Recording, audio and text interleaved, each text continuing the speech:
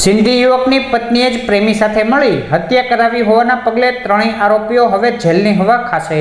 સિંધુનગર ખાતે રહેતા કમલેશભાઈ તુલસીભાઈ ચેલારામાણીની પત્ની મમતાબેને અમિત અનિલભાઈ કેવલાણી સાથે પ્રેમ સંબંધ હોવાની જાણ થઈ હતી, જેના કારણે પત્ની મમતાબેનના ઈશારે પ્રેમી અમન કેવલાણી અને તેનો મિત્ર અમિત શર્મા કમલેશભાઈને લઈ ગયા હતા. બાદ કમલેશભાઈને ખેટા ખાટલી પાસે છરીના ઘા ઝીકી હત્યા કરી હતી. હત્યાના પગલે પોલીસ ફરિયાદ નોંધી આરોપી મમતાબેન અને તેના પ્રેમી અમન કેવલાણી તેમજ તેના મિત્ર અમિત શર્માને ઝડપી લઈ ધોરણસરની કાર્યવાહી હાથ ધરી હતી.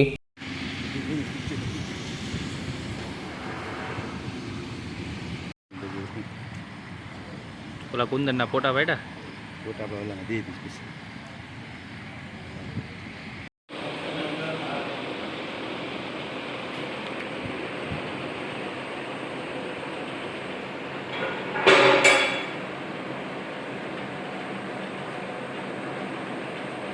હે ને જોવું ન્યા ન્યા અંદર જ વયા જાવ.